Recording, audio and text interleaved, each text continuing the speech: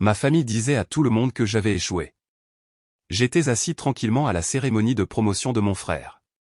Puis, le commandant de sa base m'a regardé et a chuchoté, « Attendez, vous êtes… » La pièce s'est arrêtée. Même mon père était incapable de parler. Je suis David Walsh, j'ai 42 ans, et pendant 20 ans, ma propre famille m'a traité comme le mouton noir, le raté qui a été renvoyé de West Point. Puis, lors de la cérémonie de promotion de mon frère, dans une salle remplie de hauts gradés militaires, son supérieur, un général 4 étoiles, m'a regardé droit dans les yeux, m'a salué et a brisé leur monde avec une seule phrase. Avant de vous dire ce qu'il a dit et comment cela a exposé un tissu de mensonges qui a presque déchiré ma famille pour de bon, faites-moi une faveur et dites-moi d'où vous regardez dans les commentaires ci-dessous. C'est toujours bon de savoir à qui on parle. L'invitation était aussi froide que le papier bon marché sur lequel elle était imprimée. Marilyn et Roy Walsh ont le plaisir de vous inviter, disait-elle. Mais la note manuscrite de ma mère en bas de page racontait la vraie histoire, David, nous savons que c'est loin, mais cela signifierait beaucoup pour Eric si tu étais là. Pas que cela signifierait beaucoup pour elle ou pour mon père, juste pour Eric, toujours pour Eric. Mon frère cadet, Eric, était l'enfant chéri, celui qui a suivi les traces de mon père, qui a gravi les échelons, dont la photo était fièrement affichée sur la cheminée. Ma photo ? Elle était dans une boîte à chaussures quelque part dans le grenier, probablement. J'ai failli jeter l'invitation. Y retourner, dans ce nid de jugement silencieux et de déception polie, c'était comme entrer volontairement dans un brasier. Chaque réunion de famille était la même. Mon père, le colonel Roy Walsh à la retraite, tenait la cour en racontant des histoires de guerre. Ma mère, Marilyn, flottait autour, son sourire n'atteignant jamais tout à fait ses yeux quand elle me regardait. Mes tantes, oncles et cousins me posaient les mêmes questions lassantes, alors David, tu te cherches toujours, ou tu fais quelque chose d'intéressant ? Ils ne demandaient pas vraiment, ils me rappelaient juste, et se rappelaient à eux-mêmes, que j'étais celui qui n'était pas à la hauteur. Mais quelque chose m'a poussé à y aller cette fois. Peut-être était-ce une lueur de ce vieil espoir têtu que les choses pourraient être différentes. Peut-être voulais-je juste assister au grand jour de mon frère. Alors, j'ai réservé le vol, loué une voiture et conduit jusqu'à la base, l'estomac noué tout le long du trajet. La cérémonie se déroulait dans une grande salle officielle sur la base. J'ai trouvé une place au fond, essayant d'être invisible. Ma famille était au premier rang, rayonnante. Ils m'ont vu entrer. Ma mère m'a fait un petit signe de la main crispée. Mon père s'est contenté d'acquiescer, son regard me traversant comme si je faisais partie du papier peint. Pendant la cérémonie, j'étais un fantôme. À la réception qui a suivi, j'étais un fantôme avec un verre à la main. Puis le général Hammond est arrivé. C'était le commandant de la base, un homme qui rayonnait d'autorité. Il a serré la main d'Eric, lui a tapé sur l'épaule et a dit quelques mots à mon père. J'étais debout à l'écart près du bar, me préparant à m'éclipser discrètement. C'est alors que c'est arrivé. Les yeux du général Hammond ont balayé la pièce et se sont fixés sur les miens. Un éclair de confusion, puis de reconnaissance, puis quelque chose d'autre, du respect. Il s'est excusé auprès de mon père et de mon frère et a commencé à marcher vers moi. Chaque pas qu'il faisait semblait résonner dans le silence soudain qui s'installait autour de nous. Les gens ont remarqué. Ma famille a remarqué. Il s'est arrêté juste devant moi. C'était un homme grand, mais à ce moment-là, il semblait encore plus grand. Il m'a regardé de haut en bas, et un lent sourire entendu s'est étalé sur son visage. Il s'est penché en avant, sa voix un grondement grave, mais dans le silence, elle portait. « Attendez une minute », a-t-il dit, les yeux perçants, « je vous connais. » Puis il s'est légèrement tourné pour que mon père puisse entendre. « Colonel Walsh », a-t-il dit, sa voix maintenant formelle, « je crois que vous connaissez votre fils, mais vous ne savez peut-être pas que vous êtes en présence de l'architecte de l'opération Silent Dawn. » Puis il s'est tourné à nouveau vers moi, a redressé son dos et ses mains se sont levées dans un salut net et parfait. La pièce s'est arrêtée. La mâchoire de mon père s'est décrochée. Il m'a regardé fixement, son visage un masque de choc absolu et sans voix. Le monde que ma famille avait construit, l'histoire qu'elle s'était racontée pendant 20 ans, venait d'être mise en pièces, et les éclats allaient voler. Ce regard sur le visage de mon père, il m'a ramené 20 ans en arrière dans une pièce différente, une autre sorte de silence. C'était le jour où je lui ai dit que je quittais West Point. J'avais 20 ans, j'étais le premier de ma classe, sur la voie rapide pour devenir la 3e génération de Walsh à commander. Mon père voyait son propre héritage en moi. Il avait déjà planifié toute ma carrière, jusqu'à une étoile de général. Pour lui, c'était un devoir sacré, pour moi, c'était devenu une cage. La vérité, c'est que je n'étais pas un raté. J'étais une recrue, une autre sorte de recrue. Un homme discret en simple costume civil m'avait mis de côté un jour. Il ne travaillait pas pour l'armée, pas officiellement. Il a parlé d'un autre type de service, sans défilé, sans médaille sur un uniforme, sans promotions annoncées dans le bulletin d'information de la base. Il a parlé d'arrêter les menaces avant qu'elles ne fassent les gros titres. Il a parlé d'un monde d'ombre, et il a dit qu'ils avaient besoin de gens comme moi, des gens qui pouvaient réfléchir 3 coups à l'avance, qui pouvaient se fondre dans la masse, qui pouvaient faire des choix impossibles dans un silence absolu. Le programme n'avait ni nom, ni trace publique. Pour y adhérer, David Walsh, le cadet prometteur de West Point, devait disparaître. Il devait échouer. J'ai fait asseoir mes parents dans le salon, la même pièce où les décorations et les médailles de mon père brillaient dans une vitrine. Je quitte l'académie, ai-je dit. Les mots étaient comme des pierres dans ma bouche. Ma mère, Marilyn, a halté, sa main s'est portée à sa bouche, et ses yeux, grands ouverts d'alarme, se sont tournés vers mon père. Mon père n'a pas bougé. Pendant un long moment, il s'est contenté de me regarder, son visage prenant lentement une teinte rouge sombre et dangereuse. L'air crépitait. Tu quoi, a-t-il finalement rugi, frappant du poing sur la table basse. Les tasses ont claqué. Tu jettes tout par la fenêtre. Ton devoir. Le nom de ta famille. Pourquoi faire? Parce que c'est difficile? Papa, ce n'est pas ça. C'est compliqué, ai-je essayé d'expliquer, mais je n'y suis pas parvenu. La première règle du programme était le secret absolu. Ma vie, et la vie des autres, en dépendraient. Compliqué, a-t-il craché ce mot. Je vais te dire ce qui est compliqué, expliquer à tout le monde que mon fils aîné, est un lâcheur, un peureux. Ce mot a plané dans l'air, lâche. J'ai regardé ma mère, espérant une sorte de soutien, une certaine compréhension, mais elle a simplement secoué la tête, les larmes lui montant aux yeux. David, comment as-tu pu faire ça à ton père? À nous? Sa douleur n'était pas pour moi, elle était pour l'image de la famille, pour la perturbation du tableau parfait qu'elle chérissait tant. À ce moment-là, j'ai vu que sa loyauté allait à la structure, pas au fils qui la brisait. C'est là que j'ai su que j'étais vraiment seul dans cette histoire. C'était le début du long gel. Pendant les 2 décennies suivantes, j'ai vécu dans l'ombre que mon recruteur avait promise. J'étais à Benghazi quand les complexes ont brûlé, non pas en tant que soldat, mais en tant que fantôme essayant de sortir les gens du brasier.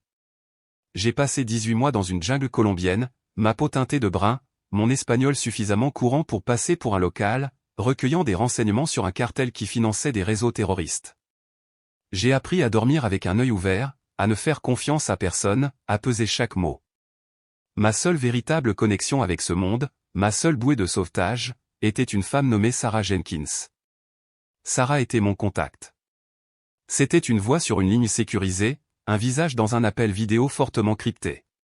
Elle était dure, pragmatique et voyait le monde en nuances de menaces et de réponses. Après une opération particulièrement désagréable aux Philippines qui a mal tourné, c'est elle qui a retiré mon dossier du tas de documents à brûler. C'est mieux que le bazar de Glad, au moins, avait-elle dit au téléphone satellite crépitant, sa voix lasse. Tu as pris la bonne décision à l'époque, David. N'en doute jamais. Le bazar de Glad, c'était Derek Glad, un autre agent, un type brillant mais imprudent. Lors d'une mission en Tchétchénie, il avait ignoré les renseignements, dévié du plan et compromis toute une équipe. J'ai dû prendre la décision d'arrêter son opération pour sauver la mission plus large, et il ne me l'a jamais pardonné. Il a été renvoyé, déshonoré et a disparu. Les mots de Sarah étaient la seule validation que j'ai jamais reçue. Ils étaient un bouclier contre le silence venant de chez moi. Le silence était assourdissant, mais les moments où il me contactait étaient en quelque sorte pires. Je me souviens d'un Noël, j'étais terré dans une planque à Istanbul, regardant la neige tomber sur le Bosphore. Mon téléphone satellite a sonné. C'était un appel vidéo de chez moi. J'ai répondu, mon cœur souffrant du besoin d'une connexion. L'écran s'est rempli du chaos bruyant et chaleureux de la fête de Noël de ma famille. Eric montrait sa nouvelle montre. Mon père riait, un cigare à la main. Le voilà, le voyageur du monde, a chanté ma tante Carole, sa voix dégoulinant de fausse douceur. Tu te cherches toujours, David. Mon père a pris le téléphone. Fils, content de voir que tu vas bien. Ton frère a été promu capitaine cette année. Nous sommes tous très fiers. La comparaison tacite était une gifle. Puis j'ai entendu à nouveau ma tante Carole en arrière-plan, sans qu'elle se rende compte que je pouvais entendre. Honnêtement, Marilyn, je ne sais pas comment tu fais. Ça doit être tellement embarrassant. Nous nous concentrons juste sur Eric, a répondu ma mère, sa voix tendue. C'est plus facile ainsi. Plus facile ainsi. 3 mots qui définissaient mon existence dans ma propre famille. J'ai mis fin à l'appel, les sons joyeux de leur fête remplacés par le bourdonnement solitaire du réfrigérateur. Mais la coupe finale, celle qui a tranché le dernier fil d'espoir, est venue quelques années plus tard. Mes parents étaient partis en grande croisière familiale pour leur 40e anniversaire de mariage. Je ne pouvais pas y aller, bien sûr. J'étais au milieu d'un désert quelque part, traquant un trafiquant d'armes. À leur retour, ma mère m'a envoyé une photo. C'était une grande photo glacée de tout le clan Walsh, bronzé et souriant sur le pont du navire. Mon père, ma mère, Eric et sa femme Jessica, toutes mes tantes, oncles, cousins, tout le monde était là. J'ai cherché l'espace vide où j'aurais dû être, le trou qui représentait mon absence. Mais il n'y avait pas de trou. Ils avaient arrangé la photo pour remplir parfaitement l'espace. C'était une image complète, une famille heureuse, réussie et entière, et je n'étais pas seulement absent, c'était comme si je n'avais jamais existé du tout. J'ai regardé cette photo pendant longtemps. Ils ne m'avaient pas seulement oublié, ils m'avaient effacé. Ils m'avaient coupé de leur vie. C'est à ce moment-là que j'ai cessé d'espérer. J'ai accepté mon rôle de fantôme, de raté, de secret de famille. J'ai versé tout ce qui me restait dans mon travail, dans le travail silencieux et ingrat de maintenir le monde en sécurité pour les familles comme celles qui ne voulaient pas de moi. Et ça me convenait, ou du moins c'est ce que je me disais, jusqu'à ce que je reçoive cette invitation froide et que je vois ce regard de choc absolu sur le visage de mon père. À ce moment-là, en voyant son monde parfait se fissurer, j'ai réalisé quelque chose. Peut-être que je n'en avais pas fini avec eux après tout. Peut-être, juste peut-être, il était temps que le fantôme rentre à la maison. Le trajet en voiture de la base jusqu'à la maison était étouffant. L'air dans la Lincoln de mon père était lourd de choses non dites. Ma mère n'arrêtait pas de regarder par la fenêtre, les mains serrées sur ses genoux. Mon père serrait si fort le volant que ses phalanges étaient blanches. Eric était assis à l'arrière avec moi, silencieux d'une manière troublante, son regard fixé sur l'arrière de la tête de mon père. Au moment où nous avons franchi la porte d'entrée, le fragile barrage de civilité a éclaté. Général ? La voix de mon père était un grondement sourd.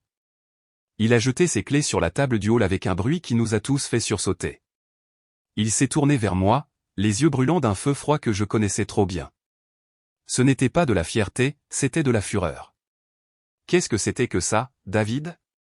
À quel jeu joues-tu ? Ce n'est pas un jeu, papa, ai-je dit, ma voix stable. Ne me mens pas, a-t-il rugi, pas dans cette maison. 20 ans. 20 ans à nous laisser croire que tu étais une honte, un vagabond, alors que tu étais, quoi ? En train de jouer à l'espion. À te pavaner avec un titre ronflant que tu n'as pas mérité ? L'accusation de ne pas l'avoir mérité était comme un coup de poing dans le ventre. Les années de solitude, de peur, de choix qui entraient mes cauchemars à jamais, tout cela balayé comme un jeu. Tu ne comprendrais pas, ai-je dit doucement. Essaie, a-t-il rétorqué. Je ne peux pas. C'est classifié. C'était la mauvaise chose à dire. C'était comme jeter de l'essence sur un feu. Pour lui, classifié était un bouclier pour sa propre carrière, un terme d'honneur.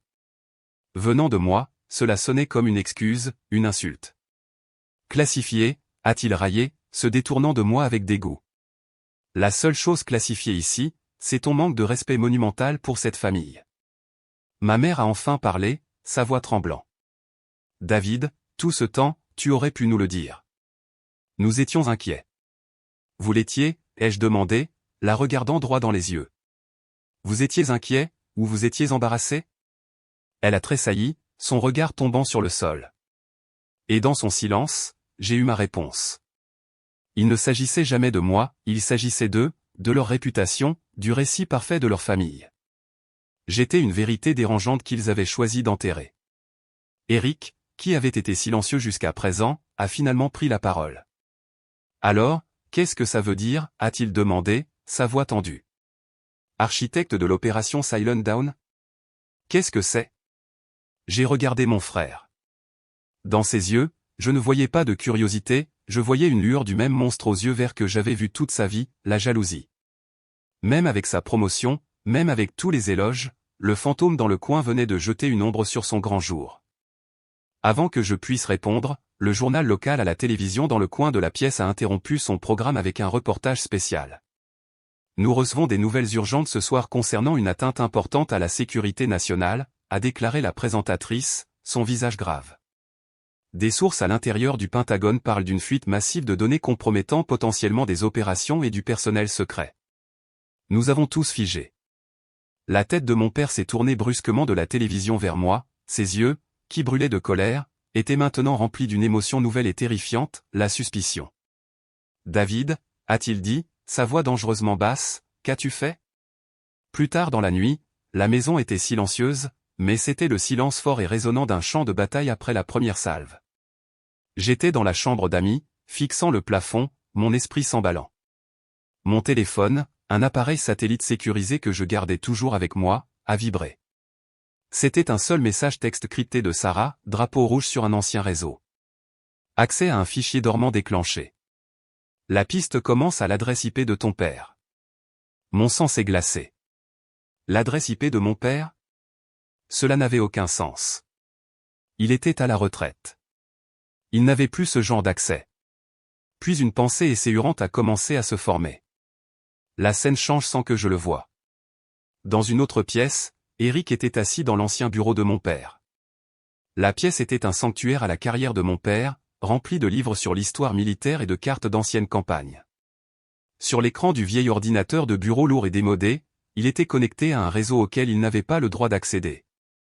Après la confrontation, alimenté par un cocktail toxique de ressentiment et de bourbon, il était venu ici. Il se souvenait que mon père s'était vanté il y a des années d'avoir de vieux codes d'accès profonds qui étaient censés être désactivés mais qui pouvaient encore avoir des portes dérobées. Sur un coup de tête sombre et laid, Eric les avait essayés, et l'un d'eux avait fonctionné. Il n'essayait pas de déclencher une crise de sécurité nationale. Son objectif était mesquin, pathétique. Il essayait juste de déterrer de la crasse. Il voulait trouver mon dossier de service, trouver quelque chose, n'importe quoi, qui prouverait que le titre de général était un coup de chance, un emploi de bureau, quelque chose qu'il pourrait utiliser pour me rabaisser à sa propre taille dans son esprit. Il a tapé mon nom dans un champ de recherche sur l'interface archaïque. L'écran a clignoté, accès refusé. Fichier Walsh, D. Réservé aux yeux. Niveau Oméga. Frustré, il a commencé à fouiller, en cliquant sur d'anciens répertoires, en essayant de trouver une faille dans l'armure. Il a cliqué sur un dossier intitulé Opérations archivées, sans nom, puis sur un autre étiqueté avec un seul mot énigmatique, GLAD. Au moment où il a cliqué dessus, l'écran est devenu noir. Une seule ligne de texte rouge est apparue, câble piégé déclenché. Charge utile déployée. Bonne nuit. Eric a fixé l'écran, la couleur s'échappant de son visage. Il n'avait aucune idée de ce qu'il venait de faire. Il n'avait pas seulement cherché de la crasse sur son frère, il avait frappé à la porte d'un fantôme, un fantôme très dangereux de mon passé, et il avait utilisé le nom de ma famille pour le faire. De retour dans ma chambre, j'ai reçu un deuxième message de Sarah, la violation n'est pas un piratage, c'est une diffusion ciblée. Un interrupteur d'hommes morts. La contingence GLAD, David. Quelqu'un vient de réveiller le diable, et ils l'ont fait depuis l'intérieur de ta maison. Les pièces se sont mises en place avec une clarté effrayante. La violation, le timing, l'adresse IP, la jalousie d'Eric. Ce n'était pas mon père, c'était mon frère. Mon propre frère avait essayé de me brûler, et ce faisant, il avait mis le feu au monde entier. Et je savais, avec une certitude qui me glaçait les os, que quand la faute serait rejetée, elle tomberait sur moi. Le général mystérieux, nouvellement révélé, était le bouc émissaire parfait. Ma famille ne me défendrait pas. Mon père me soupçonnait déjà. Je me suis levé et je me suis dirigé vers la fenêtre, regardant la rue de banlieue tranquille. Il pensait que j'étais la tempête. Il n'avait aucune idée que j'étais celui qui se tenait en son œil, et j'étais le seul à savoir comment l'arrêter. Mon premier mouvement ne consistait plus à blanchir mon nom auprès de ma famille, il s'agissait de survivre. Le lendemain matin, la maison avait l'air d'un tombeau. Ma famille se déplaçait autour de moi comme si j'étais une contagion, parlant à voix basse. Les nouvelles étaient sur toutes les chaînes, l'histoire de la violation Walsh grossissant à chaque heure. Mon nom n'était pas mentionné publiquement, pas encore, mais les murmures du Pentagone étaient devenus un rugissement. Mon père a passé la matinée au téléphone dans son bureau, sa voix un murmure bas et urgent. Il demandait d'anciens services, essayant d'obtenir des informations, de comprendre l'ampleur de ce qui se passait. J'ai pu entendre des bribes de sa conversation. « Qu'est-ce que tu veux dire par tu ne peux pas me le dire ? Je suis un colonel à la retraite. » Une pause. Au-dessus de mon niveau d'habilitation ? C'est impossible. Une autre pause plus longue. Je vois. Quand il est sorti, son visage était pâle. La colère de la nuit précédente avait disparu, remplacée par une anxiété profonde et troublante. Il m'a regardé, et pour la première fois, je n'ai pas vu un père regardant un fils raté. J'ai vu un soldat regardant une quantité inconnue, une force qu'il ne comprenait pas et ne pouvait pas contrôler. La réalisation qu'il était complètement dépassé par les événements commençait lentement à se faire jour en lui, et cela le terrifiait. Eric était un gâchis. Il était nerveux, pâle, évitant mes yeux. Il savait qu'il avait fait quelque chose de terrible, mais il ne comprenait pas quoi. Sa femme, Jessica, ne cessait de lui lancer des regards inquiets. Elle m'a coincé dans la cuisine pendant que je faisais du café. « David » a-t-elle dit, sa voix à peine un murmure, « que se passe-t-il » Eric n'est plus lui-même. J'ai regardé cette femme, ma belle-sœur, un témoin innocent dans une guerre dont elle ne savait même pas qu'elle était menée. Je ne pouvais pas lui dire la vérité. « C'est un gâchis de famille, Jessica » ai-je dit. « Surveille le juste. » Je ne pouvais pas attendre que l'enquête officielle m'avale tout entier. Je devais prendre de l'avance. Je me suis retiré dans la chambre d'amis et j'ai ouvert mon propre ordinateur portable. Il ressemblait à une machine standard, mais c'était un fantôme. Il fonctionnait sur un réseau sécurisé et fermé qui n'existait techniquement pas. J'ai envoyé un message à Sarah. Moi, il n'a pas juste déclenché un câble. Glad a conçu ce piège pour faire plus. Il ne se contenterait pas de diffuser des données, il impliquerait la personne qui y a accédé. Eric est le déclencheur, mais Glad est le pistolet. Sarah, d'accord. La fuite de données est chaotique. Cela ressemble à une diffusion aléatoire, mais ce n'est pas le cas. C'est organisé. Glad diffuse des fichiers qui retracent une fausse piste vers des missions sur lesquelles tu as consulté. Glad essaie de t'accuser de la fuite elle-même. Moi, il essaie de me brûler pour ce qui s'est passé en Tchétchénie. Il veut se venger. Sarah, le Pentagone est dans le chaos. Il lance un groupe de travail complet. Ils vont te regarder attentivement. Tu as 48 heures, peut-être moins, avant qu'ils ne te bloquent. Moi, je n'ai pas besoin de 48 heures. J'ai juste besoin de trouver le fantôme. Glad a toujours eu un signe numérique, une signature dans son code. Laisse-moi chasser. Pendant toute la journée suivante, j'ai à peine bougé de cette pièce. J'ai vécu de café et d'adrénaline. Le monde extérieur, les accusations silencieuses de ma famille, tout cela s'est estompé.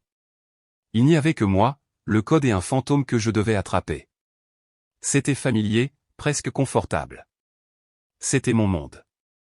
C'était le monde que j'avais choisi à leur place. Je l'ai trouvé le matin du deuxième jour. Ce n'était pas dans les données diffusées, c'était dans le code malveillant lui-même qu'Eric avait déclenché. Une minuscule chaîne de données corrompues, dénuée de sens pour quiconque d'autre, mais je l'ai reconnu. C'était un fragment d'un poème de Kipling, dont Glad et moi avions discuté il y a des années lors d'une longue filature. C'était sa signature, sa carte de visite. Mais c'était plus que cela. C'était une porte dérobée. Il avait laissé un moyen de surveiller les retombées. Il regardait. L'arrogance de la chose, l'hubris pur, c'était du pur Glad, et c'était son erreur. J'ai travaillé rapidement, mes doigts volant sur le clavier. Je ne le traquais pas seulement, je mettais en place un piège à mon tour. J'ai créé un fichier fantôme, l'étiquetant Walsh, des évaluations psychologiques. Classifié. Je l'ai appâté avec des mots-clés que je savais qu'il ne pourrait pas résister, incident Glad, mise en danger imprudente, recommandation de renvoi. Puis je l'ai planté dans un serveur dont je savais qu'il surveillerait et j'y ai attaché un tracker, une balise numérique qui s'activerait au moment où le fichier serait ouvert. Maintenant, Tout ce que je pouvais faire était d'attendre que le fantôme prenne l'appât et d'attendre que la tempête officielle éclate. C'est arrivé cet après-midi-là. 2 berlines noires se sont arrêtées devant la maison. 4 hommes en costume sombre sont sortis. Ils n'ont pas frappé. Mon père a ouvert la porte avant qu'il ne le puisse. L'homme en tête, un homme au visage sombre avec des yeux fatigués, a montré un badge. Colonel Walsh, je suis le directeur adjoint Thorne, DOD. Nous devons parler à votre fils. Juste à ce moment-là, mon ordinateur portable a émis un signal sonore. Une seule et belle notification est apparue sur mon écran, balise activée. Lieu, Arlington, Virginie. Adresse IP confirmée. Je l'avais. J'ai fermé l'ordinateur portable et je suis sorti de la pièce pour faire face aux hommes dans le hall. Je suis David Walsh, ai-je dit calmement. Je crois que vous me cherchez, mais je pense que l'homme à qui vous voulez vraiment parler s'appelle Derek Glad, et je sais exactement où le trouver. Les hommes du DOD n'étaient pas là pour procéder à une arrestation, pas encore. Ils étaient là pour sécuriser les lieux. Le directeur Thorne était perspicace. Il a écouté mon affirmation concernant Derek Glad avec un visage impassible, a pris l'adresse que je lui ai donnée et a passé un appel discret. Puis il a tourné son attention vers nous. Mes ordres sont de sécuriser cette résidence et toutes les personnes qui s'y trouvent jusqu'à l'arrivée du groupe de travail, a-t-il dit, sa voix ne laissant aucune place à la discussion. Personne ne sort. Personne ne passe d'appel. Pendant les quelques heures suivantes, nous avons été prisonniers dans notre propre maison. Ma famille s'est blottie dans le salon, un vortex de peur et de ressentiment. Mon père faisait les 100 pas. Ma mère se tordait les mains. Et Eric avait l'air d'être sur le point d'être physiquement malade. Je me suis juste assis dans un fauteuil, les regardant, ressentant un calme étrange et froid. L'attente était presque terminée. La sonnette a retenti à nouveau juste après le crépuscule. Cette fois, c'était le général Hammond. Il n'était pas en grand uniforme. Il était en uniforme de travail et il avait l'air de ne pas avoir dormi depuis 2 jours. Il n'était pas seul. Sarah Jenkins était avec lui. Elle m'a fait un signe de tête subtil, presque imperceptible. Thorne les a rencontrés à la porte. Général, nous avons sécurisé les lieux. Merci, directeur, a dit Hammond, ses yeux balayant ma famille avant de se poser sur moi. Je prends le relais. C'est maintenant officiellement une affaire de famille. On m'a demandé de servir de médiateur pour des raisons de sécurité nationale. Il est entré dans le salon, et l'air a crépité de son autorité. Sarah se tenait près de la porte, une gardienne silencieuse et vigilante. S'il vous plaît, asseyez-vous tous, a dit Hammond. Ce n'était pas une demande. Mon père, un colonel à part entière, s'est assis. Ma mère s'est affaissée sur le canapé. Eric avait l'air que ses jambes ne pouvaient plus le soutenir. Hammond est resté debout, un dossier à la main. Il avait l'air d'un juge sur le point de rendre un verdict. Il y a eu une violation grave de la sécurité nationale, a-t-il commencé, sa voix calme et mesurée. L'enquête a été rapide.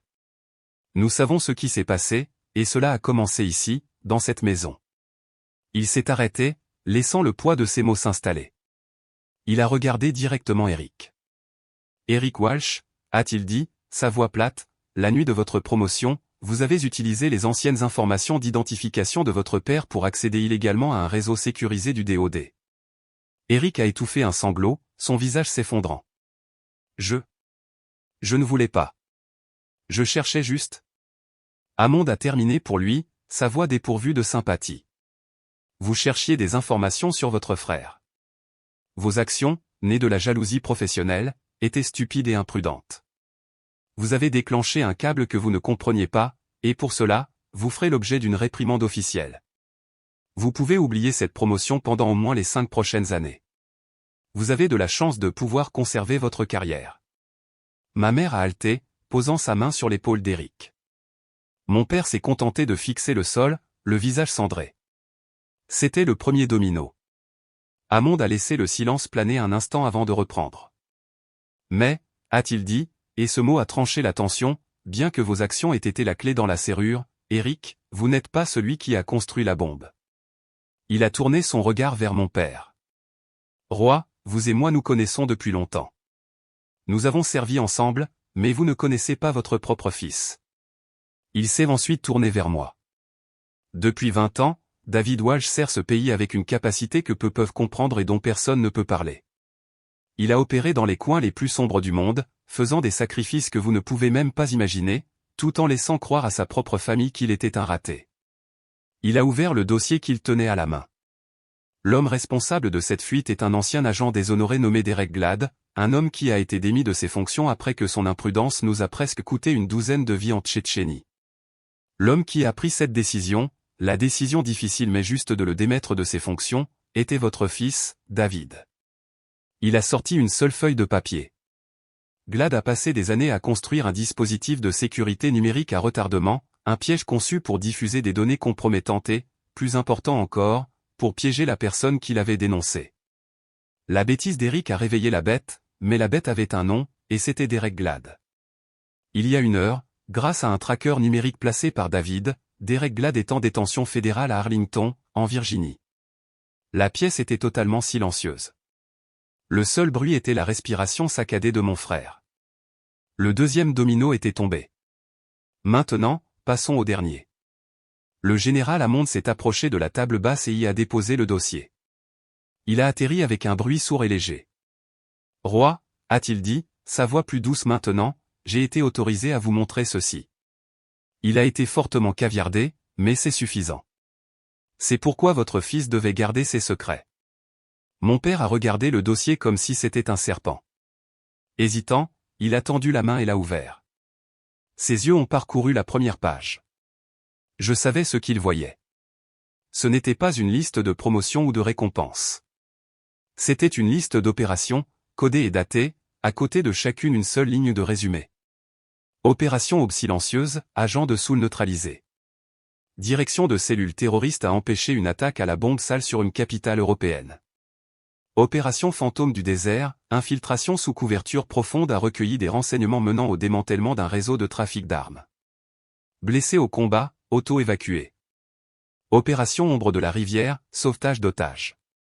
5 diplomates récupérés, aucune victime. Les mains de mon père ont commencé à trembler. Il a lentement levé la tête, et ses yeux ont rencontré les miens.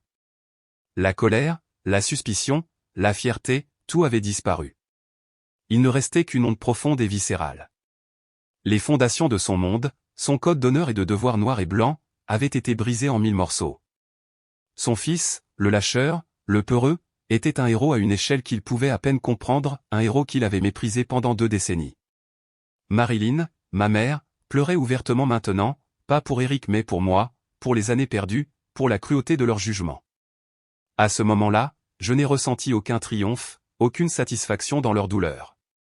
J'ai juste ressenti une profonde et lancinante tristesse pour la famille que nous aurions pu être. Le silence s'est prolongé, rempli uniquement par le bruit de l'effondrement du monde parfait de ma famille. La vérité n'avait pas seulement éclaté, elle avait incendié toute la maison. Les jours qui ont suivi ont été calmes et étranges. Le général Hammond et son équipe sont repartis aussi vite qu'ils étaient arrivés. Les hommes en costume ont disparu. Le cycle d'information est passé à autre chose, rapportant seulement qu'une menace de sécurité majeure avait été neutralisée et qu'un ancien entrepreneur mécontent était en détention. Mon nom et celui de ma famille sont restés hors de la presse. Le Pentagone, mon monde, savait comment enterrer ses secrets. Mais à l'intérieur des murs de ma maison d'enfance, la vérité était une chose vivante. Elle était assise avec nous à table, elle nous suivait dans les couloirs. Les anciennes dynamiques étaient brisées, mais de nouvelles ne s'étaient pas encore formées. Nous flottions tous simplement dans l'épave. Derek Glad était parti, faisant face à une vie entière dans un endroit où il ne pourrait plus jamais blesser personne. Eric était dans une autre sorte de prison. Il a été dépouillé de son nouveau grade avant même qu'il ne soit officiel et devait comparaître devant un conseil de discipline. Il se promenait dans la maison comme un fantôme, le visage gravé d'une honte si profonde qu'elle était douloureuse à regarder. Il m'a trouvé dans le jardin un après-midi. Je me contentais de regarder le vieux chêne que nous avions l'habitude d'escalader quand nous étions enfants. David, a-t-il dit, sa voix, il n'y a pas de mots. Désolé n'est pas suffisant. Je me suis tourné pour le regarder, mon frère, l'enfant chéri, maintenant terni et brisé. Je ne ressentais plus de colère, juste une vaste et lassante pitié. Pourquoi, Eric ? J'ai demandé. C'était la seule question qui comptait. Il a secoué la tête, regardant ses pieds. Je ne sais pas. Toute ma vie, j'ai tout bien fait, tout ce que papa voulait. J'ai suivi le chemin. Mais toi, tu es juste parti, et même en tant que raté, tu étais toujours celui par rapport à qui il me mesurait. Le fantôme dans la pièce. Quand un monde a dit ton nom, j'ai juste craqué. Je détestais que tu aies un secret, un monde qui était plus grand que le nôtre. C'était laid, c'était pathétique, et je suis tellement, tellement désolé. Il pleurait, de vrais sanglots qui le secouaient. Je n'avais jamais vu mon frère pleurer comme ça, pas même quand il était enfant. Le conseil est la semaine prochaine, ai-je dit doucement. Je vais passer un coup de fil. Je leur dirai que tu as coopéré, que tes actions, bien qu'elles soient mauvaises, nous ont aidés par inadvertance à attraper Glad. Cela pourrait sauver ta carrière. Il a levé les yeux écarquillés d'incrédulité. Pourquoi? Après ce que j'ai fait? Parce que tu es toujours mon frère, Eric, ai-je dit, et cette famille a eu assez de destruction. Il a juste hoché la tête, incapable de parler. C'était le début de quelque chose de nouveau entre nous, pas le pardon, pas encore, mais une clairière dans les décombres où quelque chose pourrait un jour pousser. Ma conversation avec ma mère a été plus difficile. Je l'ai trouvée dans la cuisine, fixant une tasse de thé froid. Elle paraissait 10 ans de plus. Ton père est perdu, a-t-elle dit, sans me regarder. Tout ce en quoi il croyait a été bouleversé. Et toi, maman? J'ai demandé. En quoi crois-tu? Elle a finalement levé les yeux remplis de larmes. Je crois que je t'ai manqué, a-t-elle chuchoté. Je savais, David, pas les détails, mais je savais que tu ne faisais pas que dériver. Je pouvais voir un poids dans tes yeux, un fardeau. Je savais que tu faisais quelque chose d'important, mais j'étais une lâche. J'avais tellement peur de la désapprobation de ton père, tellement prise par le maintien de la paix, par le maintien de l'image de notre famille parfaite, que j'ai choisi de me taire. J'ai choisi de te laisser porter ce fardeau seul. Mon silence était une trahison, et je ne sais pas si tu pourras jamais me pardonner. Sa confession était la pièce manquante. Ce n'était pas seulement de l'ignorance, c'était un choix de me sacrifier pour son propre confort. Je ne sais pas non plus, maman, ai-je dit, et l'honnêteté de cela planait entre nous, mais c'est la première chose vraie que tu me dis depuis 20 ans, et c'est un début. La dernière conversation a eu lieu avec mon père. Il m'a demandé de le rejoindre dans son bureau, la pièce où il m'avait traité de lâcheur. Il était assis derrière son bureau, mais il paraissait petit, diminué. Les médailles brillantes dans la vitrine derrière lui semblaient se moquer de lui. Il n'a pas présenté d'excuses, il n'a pas demandé pardon. Il m'a juste regardé, les yeux remplis d'une douleur qui reflétait la mienne. J'ai lu le dossier, a-t-il dit, la voix chargée d'émotion, les parties qu'ils m'ont laissé voir. Aube silencieuse, David, les choses que tu as faites, l'homme que tu es. Il s'est interrompu, incapable de continuer. Il s'est levé et s'est dirigé vers une petite boîte verrouillée sur son étagère. Il l'a ouverte et en a sorti un simple et petit étui en velours. Mon père me l'a donné quand j'ai été promu major, a-t-il dit. Il a ouvert l'étui. À l'intérieur se trouvait une simple boussole en argent. Il m'a dit que c'était pour m'aider à ne jamais perdre mon chemin. Je pense que je suis perdu depuis très longtemps. Il me l'a tendu. Je ne mérite pas de te demander ton pardon, je le sais. J'ai cassé quelque chose entre nous, mais je veux que tu saches ceci. Je suis fier de toi, David, plus fier que je n'ai de mots pour le dire, et j'ai tellement honte de moi. J'ai pris la boussole. Elle était lourde dans ma main. Je n'ai pas besoin que tu sois fier de moi, papa, ai-je dit, ma voix calme mais ferme. J'avais juste besoin que tu sois mon père. J'ai fixé ma limite, non pas par colère, mais par besoin d'autopréservation. La dynamique du pouvoir, celle qui avait régi notre famille toute ma vie, avait été définitivement, irrévocablement modifiée. Je n'étais plus le mouton noir qui mendiait des restes à la table. J'étais celui qui avait reconstruit la table, et maintenant nous devrions tous apprendre à nous asseoir à cette table d'une nouvelle manière. Une année peut tout changer. Après la tempête, je ne suis pas resté, je n'ai pas pu. La maison était trop pleine de fantômes. J'ai pris un nouveau poste, un transfert discret. J'étais toujours dans le monde du renseignement, mais mon rôle a changé. Je suis devenu consultant principal et instructeur dans un centre de formation spécialisé en Caroline du Nord, un endroit où la prochaine génération d'agents comme moi était forgée. Le travail était significatif. C'était un moyen de transmettre les leçons durement acquises de mon passé sans avoir à vivre dans la ligne de mire. Pour la première fois dans ma vie d'adulte, j'avais un foyer. J'ai acheté une petite maison au bord d'un lac avec un quai et un porche. J'avais la paix. La famille essayait. La guérison était lente, maladroite, comme réapprendre à marcher après une mauvaise fracture. Il n'y a pas eu de grands gestes, pas de retrouvailles larmoyantes dignes d'un film. Il y a eu juste de petites tentatives fragiles de connexion. Mon père appelait, non pas pour me faire la leçon ou se vanter, mais juste pour me demander comment s'était passée ma semaine, sa voix toujours rauque mais avec un courant sous-jacent d'humilité. Ma mère a commencé à m'envoyer des recettes, de vieilles recettes familiales, avec de petits mots joints, comme tu te souviens comme tu aimais ça quand tu étais petit? C'était de petits ponts, tendus timidement au-dessus du gouffre qui nous avait séparés. J'étais prudent, mais je ne les ai pas repoussés. Eric a pu conserver sa carrière, comme je l'avais espéré. Le conseil de discipline lui a infligé une sévère réprimande et une mention permanente sur son dossier, mais mon témoignage sur son rôle involontaire dans l'arrestation de Glad lui a évité d'être renvoyé. Il a été transféré à un poste de bureau sans commandement à Fort Bragg, non loin de l'endroit où je vivais. Nous avons commencé à nous voir, prudemment au début. Nous nous retrouvions pour boire une bière, parler de sport, du temps, de tout sauf du passé.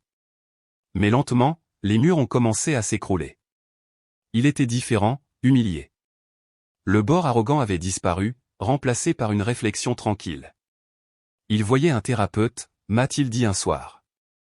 Il essayait de comprendre les racines de sa jalousie, la pression qu'il avait ressentie toute sa vie de rivaliser avec un fantôme. Le véritable tournant est survenu un samedi chaud d'automne. Je faisais un barbecue dans ma nouvelle maison, un petit rassemblement avec quelques collègues du centre. J'avais invité mes parents Eric et Jessica. C'était la première fois que nous étions tous ensemble dans un cadre détendu depuis, depuis toujours. J'étais au barbecue, en train de retourner les hamburgers, quand Eric est venu. Il a pris une bière et s'est tenu à côté de moi, regardant la fumée s'enrouler dans le ciel bleu. C'est sympa, a-t-il dit. Cet endroit. Tu as l'air bien, David. Je le suis, ai-je dit, et c'était vrai. Nous sommes restés silencieux pendant une minute, les seuls sons étant le grésillement du barbecue et le rire lointain des autres invités. Puis il a demandé, cette chose dans le rapport, celle que Hammond a montrée à papa, opération Aube silencieuse, c'était comment en réalité? C'était la première fois qu'il me posait des questions sur mon monde, non pas avec suspicion ou jalousie, mais avec une curiosité sincère et respectueuse. C'était une invitation, une branche d'olivier. J'ai pris une profonde inspiration. Il faisait froid, ai-je commencé, ma voix basse. C'était dans les montagnes d'Autriche. 3 jours dans la neige, sans bouger, juste à regarder, à attendre qu'un homme fasse une erreur. Je lui ai raconté, pas tout bien sûr, jamais tout, mais je lui en ai dit assez.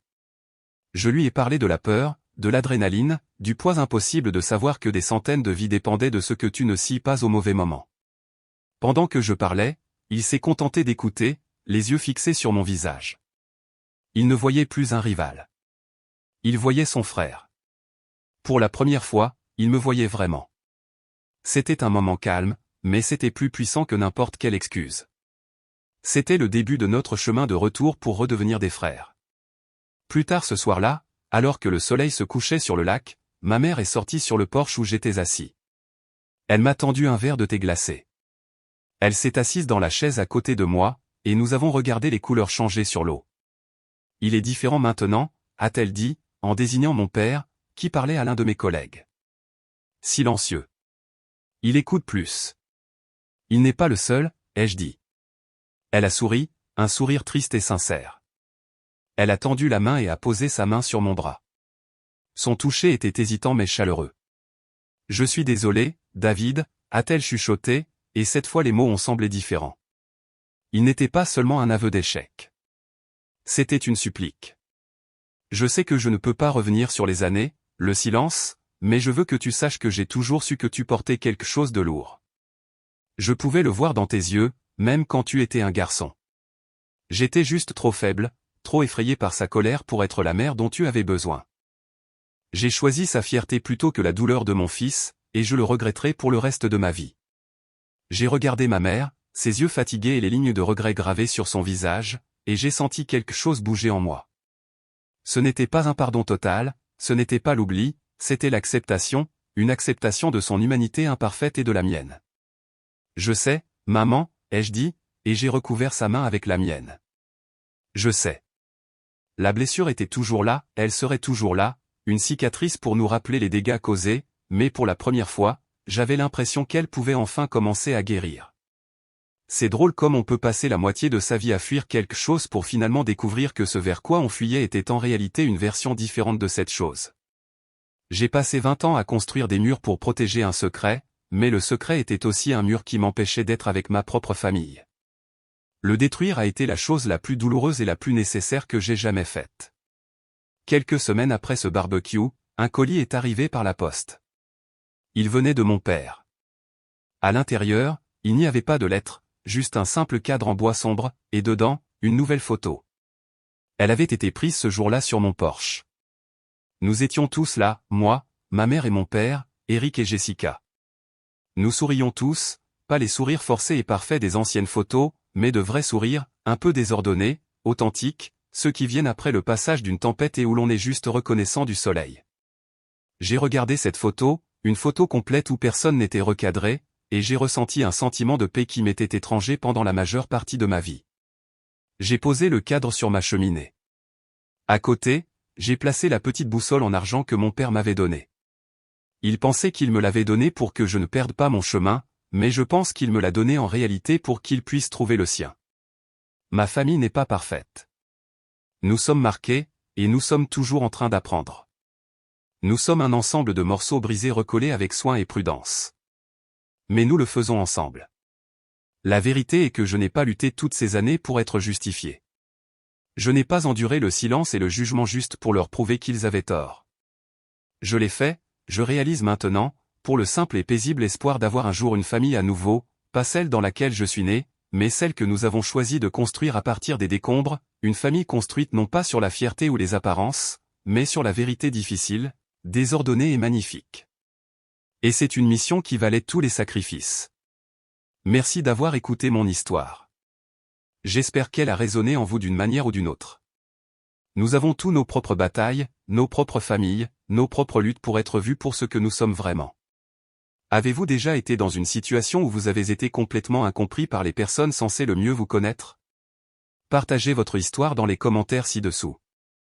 Je les lis. Et si vous avez trouvé de la valeur dans ce qui précède, veuillez envisager d'appuyer sur le bouton j'aime et de vous abonner pour ne pas manquer la suite. Prenez soin de vous.